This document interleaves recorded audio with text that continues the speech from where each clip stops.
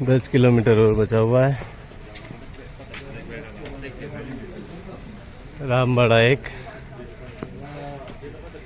चलिए आगे। और बारिश धीरे धीरे स्टार्ट हो गई है। हल्की फुल्की बारिश हो रही है अभी।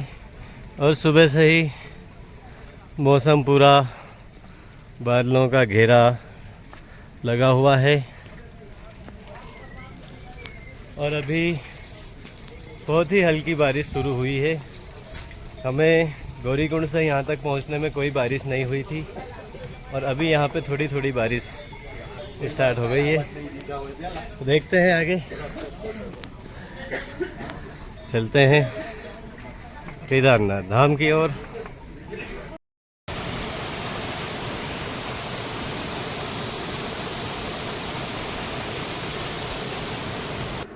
और जो श्रद्धालु रास्तों में जहां तहां पिछले 2-3 दिनों से फंसे हुए थे, उनके लिए एक बहुत ही अच्छी खबर है कि रास्तों को फिर से चालू कर दिया गया है।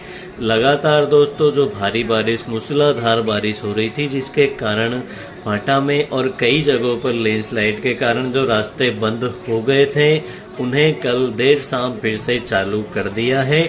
और जितने भी श्रद्धालु गुप्त काशी और फाटा में केदारनाथ धाम की तरफ आने वाले जो फंसे हुए थे और जो नीचे की तरफ भी श्रद्धालुओं को रोका गया था, तो उन सभी श्रद्धालुओं को आज सुबह से ही केदारनाथ धाम की तरफ रवाना कर दिया गया है। और आज दोस्तों दोपहर होते होते केदारनाथ धाम में अच्छे खासे श्रद्धालुओं की संख्या फिर से पहुंचने वाली है। तो सबसे बड़ी जो खबर है आप लोगों के लिए, जो अच्छी खबर आप कह सकते हैं कि श्री केदारनाथ धाम में आने वाले सभी श्रद्धालुओं का जो रास्ता बंद था, वह एक बार फिर से चालू हो गया है। और केदारनाथ धाम की तरफ पहुंचने वाले श्रद्धालु आज केदारनाथ धाम तक पहुंचकर महादेव के दर्शन उन्हें सभी को प्राप्त होने वाले हैं। और बात करें कि मौसम की, तो दोस्तों मौसम तो लगातार ही खराब बना हुआ है। आज और कल 2 दिनों तक तो मौसम विभाग द्वारा रेड अलर्ट जारी किया गया है दोस्तों। तो आने वाले दिनों में दोस्तों मौसम तो खराब ही रहने वाला है, मगर यात्रा चालू हो गई है। तो आप अगर रास्तों में कहीं जहां तहां फंसे हुए हैं, तो आपके लिए बहुत ही अच्छी खबर है कि यात्रा फिर से चालू हो गई है और श्रद्धालुओं को केदारनाथ धाम की तरफ आने दिया जा रहा है। फिलहाल किसी भी श्रद्धालुओं को रास्ते में नहीं रोका जा रहा। और दोस्तों जो बुरी खबर है वह यह है कि मौसम अभी भी खराब बना हुआ है, रेड अलर्ट जारी है। तो आप लोग अगर यात्रा पर आते हैं तो पूरी सावधानी से आप लोगों को यात्रा करनी चाहिए और पूरी तैयारी के साथ में आप लोग यात्रा पर आइए, क्योंकि भारी बारिश आपको देखने को मिल सकती है। नदी नालों के पास बिल्कुल भी खड़े न रहें, नदियां लगातार उफान पर चल रही है। जो बरसाती नाले हैं दोस्तों पहाड़ों पर, उनमें कुछ ही समय में बहुत ही ज्यादा पानी आ जाता है। तो ऐसे में आप सेल्फी वगैरह के चक्कर में जहां तहां नदी और नालों के आप करीब बिल्कुल भी मत जाइए अभी दोस्तों, क्योंकि भारी बारिश कहां पर, ऊपर पहाड़ों पर भारी बारिश होती है और नीचे मौसम साफ होता है।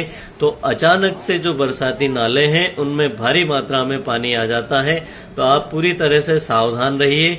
और पहाड़ों की यात्रा अगर आप लोग करना चाहते हैं, केदारनाथ धाम की यात्रा अगर आप लोग करना चाहते हैं, अगर आप घरों से निकल चुके हैं तो ही आप यात्रा पर आइए। मगर आप घरों पे है, अभी यात्रा की प्लानिंग ही कर रहे हैं, घरों से नहीं निकले हैं, तो आपको कुछ समय का वेट जरूर करना चाहिए। जो बरसात के शुरुआती दिन होते हैं, जब शुरू में भारी मूसलाधार बारिश होती है, ऐसे समय पर कई जगहों पर लैंडस्लाइड देखने को मिलती है। तो अभी आप अगर घरों से निकल चुके हैं तो ही आप यात्रा करिए। अगर आप अपने घरों से अभी नहीं निकले हैं तो आप कुछ समय के लिए यात्रा को रोक दीजिए, अवॉइड कीजिए। उसके बाद में दोस्तों करीब 15-20 दिन के बाद में फिर से परिस्थितियां पूरी तरह से सामान्य हो जाएगी। उसके बाद में आप लोग यात्रा बड़े ही आराम से कर पाएंगे।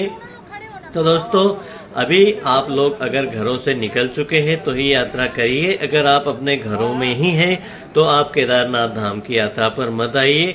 और फिलहाल श्री केदारनाथ धाम में आए हुए जितने भी श्रद्धालु हैं सभी सुरक्षित है। लैंडस्लाइड और मूसलाधार बारिश जो हुई है जिसके कारण किसी भी श्रद्धालुओं को कोई भी हानि नहीं पहुंची है।